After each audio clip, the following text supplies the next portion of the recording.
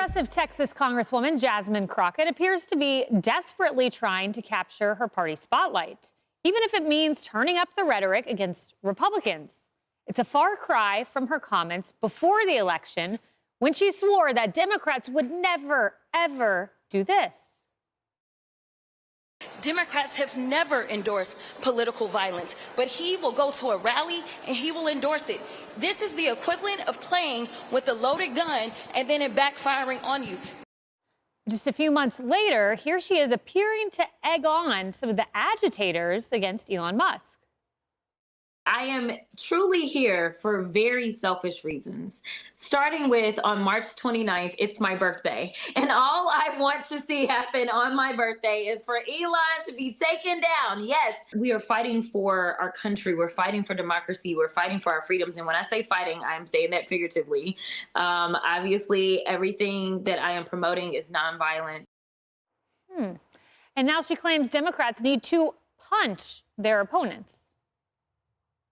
How do you win elections in Texas as a Democrat? What do you do? I think that you punch. I think you punch. I think you're okay with you okay with punching. You know, I think, and I love Colin, and I think towards the end he started to punch a little harder. But like, it's Ted Cruz. I mean, like, this dude has to be knocked over the head, like, hard, right? I mean, Steve, like, to just choose the verb punch, and then knock over the head. It's interesting language choice. Of course. And, you know, but you can see that this, for her, is working, right? This kind of amping it up and some of the comments we're seeing, and it gets more and more over the top, lower and lower, frankly. But this is what they seem to want in the Democratic Party now. They want this kind of rhetoric. They want this kind of attitude.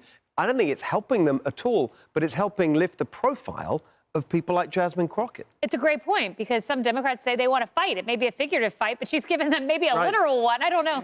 You know, Kennedy, there was this moment of Jasmine Crockett. I think this is probably the most shameful bite we're going to play. Listen to how she talks about Governor Greg Abbott of Texas, who I would remind everyone is in a wheelchair. Y'all know we got Governor Hot Wheels down there. Come on now. And the only thing hot about him is that he is a hot mess, honey. So yes.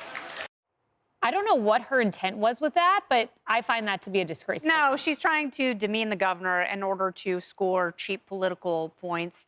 She's an attention whore. And it's annoying. So when you are void of ideas, you ramp up the rhetoric. I mean, how incredible would she be if she actually laid out an economic plan for the people in Texas, for her specific constituents, and for families across the country? She would be applauded. She would be celebrated. But instead, you know, she's kind of at the bottom of the barrel. I don't like it when people in either party do it. You know, she thinks she's doing it for cheap points, but it's not grounded in political philosophy, and I don't have a ton of respect for her. It's interesting you bring up the ideology, political philosophy, and legislative ideas. She even admits she doesn't have those. Listen. I'm listening, I swear. Okay, we don't have it, Carly, but I have it in front of me. Yeah. So she says this. She says on a Lone Star Politics interview, you know, I should probably be a better politician and tell you, yes, we've got all this amazing legislation, and I can absolutely imagine Donald Trump signing it into law. Not going to lie, I think right now it's about preserving our basics and getting back to some norms. She goes on, no ideas, but she wants to preserve She norms. says right now, I could tell you that, unfortunately, I'm not working towards very much. Yeah. That's the next line that she says. Yeah, I think we noticed. And I also want to point out that according to the sign behind her, she was at a human rights campaign event, and she's openly making fun of a disabled person. Yeah. So just want to point that one out as well. I was recently watching a social media video on how to get a toddler to stop screaming in public. And the advice was to speak really quietly to them because it kind of jars them, throws them off. Like, I thought you were going to scream too. So maybe I should, you know, listen to what you're saying. And I bring that up because sometimes being the loudest in the room and screaming the most isn't the solution to your problem. That's what Jasmine Crockett is doing right now. Maybe the solution is doing something like what Chuck Schumer just did and made sure to not shut down the government.